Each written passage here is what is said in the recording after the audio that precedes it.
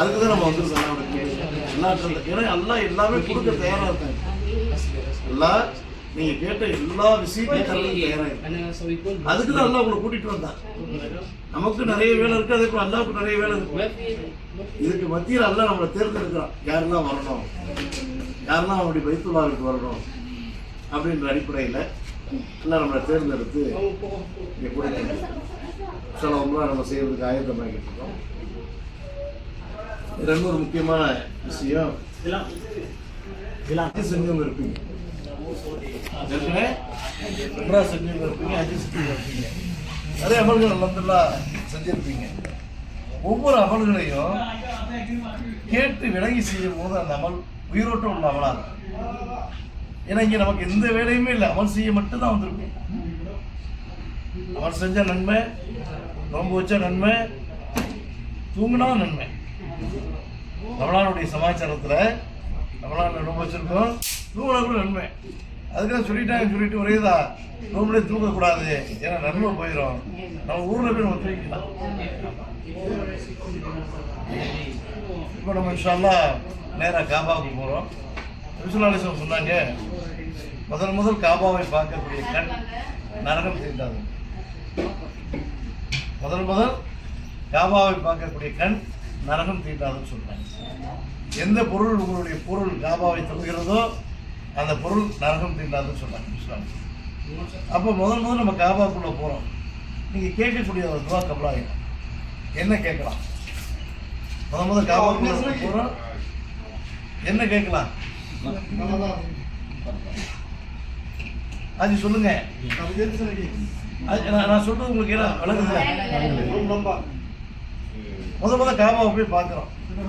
இல்லை அதுக்கு நாங்கள் ஏற்கனவே பல வாட்டி காபாவை பார்த்தாச்சு, எல்லா விஷயங்களும் தெரியும் அப்படின்னு ஒரு அனுபவம் இருக்கு நமக்கு. முதல் காபாவை பார்க்கும்போது கேட்குறது என்ன கேட்கலாம்? இதனால நான் நிறைய கேட்டதும் ஹயாத் வேலை கேட்கக்கூடாது, எல்லாம் கபலாக்கிட்டாங்க. பாருங்க, ஹாஜியார் அவருடைய வயது மூப்பு அவருடைய அனுபவத்தில் ஏறக்குறைய சரியாகவே சொல்லிட்டாங்க. விசுவாலிசம் சொன்னாங்க, என்ன சொன்னாங்க? முதல் நீங்கள் காபாவை பார்க்கும்போது, என் வாழ்நாளில் கேட்கக்கூடிய அனைத்து நல்ல துவாக்களையும் நீங்கள் கவனம் செய்வாங்க. ஒரே வார்த்தை முடிஞ்சிச்சு. ஏன்னா நிறைய கேட்கணும், நேரம் இருக்காது. அந்த மாதிரி நம்ம இன்ஷா அல்லாஹ் கேட்டுக்கலாம். இப்போ உடம்புல கொஞ்சம் பக்குவப்படுத்தி கூட்டிகிட்டு போகிறோம், அவ்வளோதான். இது பாடம் தான், பயன் கிடையாது. ஒரு வகுப்பு ஒவ்வொரு நாளைக்கு காபாவையே நம்ம தவாப் செய்யணும். ரொம்ப நாள் தவாப் சுற்றிட்டே வருவோம். ஏன் சுற்றுறோம்? இல்லை, இப்ராஹிம் அலைஹிஸ்ஸலாம் சுற்றுறாங்க, ஆதம் அலைஹிஸ்ஸலாத்து காலத்துலேருந்து காபாவை சுற்றிக்கிட்டு இருக்காங்க. அல்லாஹுவே இல்லை என்று சொல்லக்கூடிய புகார்கள் கூட காபாவை தவாப் செய்வாங்க. எல்லாருக்கும் அப்படி ஒரு வளமாக வச்சுக்கிட்டு இருந்தாங்க. உலகத்தில் இருக்கக்கூடிய கோவில் குளங்கள்லாம் சுத்தக்கூடிய காரணமே காபாவை பார்த்து தான் அவங்க செய்ய ஆரம்பிச்சாங்க. முதல் முன்னோடி நம்ம தான். ஏன் காபாவை சுற்றுறோம்? ஏன்னா அந்த அமல் நீங்கள் விலகி செய்யும் போது ஒரு உயிரோட்டமாக இருக்கும். சொல்லுங்க, கண்டிப்பாக நிறைய அல்லாவுடைய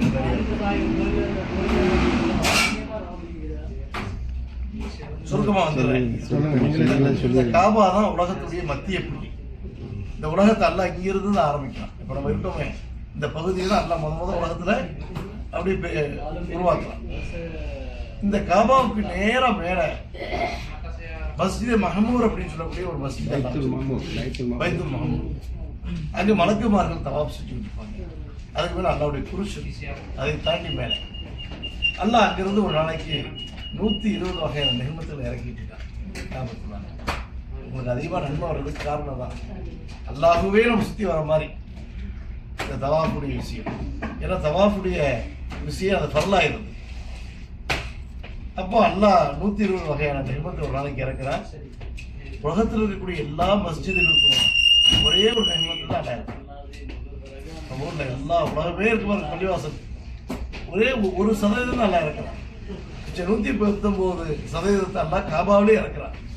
அதில் தவாப் செய்கிறவங்களுக்கு 60 விழுக்காடு, இன்னும் ருக்கு சுஜூது செய்கிறவங்களுக்கு 40 விழுக்காடு, காபாவை பார்த்துக்கிட்டே இருக்காங்க பாருங்க, அவங்களுக்கு 20 விழுக்காடு அப்படின்னு எல்லாம் பர்சன்டேஜன் கணக்கில் நன்மை கொடுக்குறோம். இந்த நன்மை தான் கணக்கில் நமக்கு ஏறுது. பேருந்து சொர்க்கம் செல்வதற்கு ஒரு வாய்ப்பாக எல்லாம் இதை கொடுக்கலாம். உம்ராக்கு ஆரம்பிக்கிறோம். இதுக்கு முன்னாடி எல்லாருக்குமே நிறைய தெரிஞ்சிருந்தாலும் இன்னைக்கு முதல் நாள்னால பின்னாடி ஒரு ஆள் சொல்லிக்கிட்டே போவாங்க, பின்னாடி நம்ம சொல்லிக்கிட்டே வந்தாங்கன்னா அது ஒரு சால சிறப்பாக தான் இருக்கும். ஆண்கள் படத்தை கொஞ்சம் தெரிகிற மாதிரி துணியை மாற்றிக்க. இதுக்கு பேர் ஹெல்த்தி ஃபார்ம் சொல்லுவாங்க. இங்கே பாருங்க, ஆண்கள் என்ன செய்யணும்,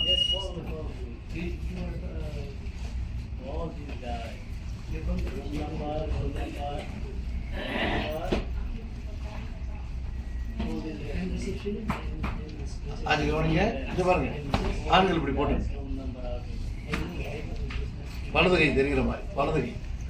இதுக்கு பேர் ஹெல்த்தி ஃபார்ம் சொல்லுவாங்க.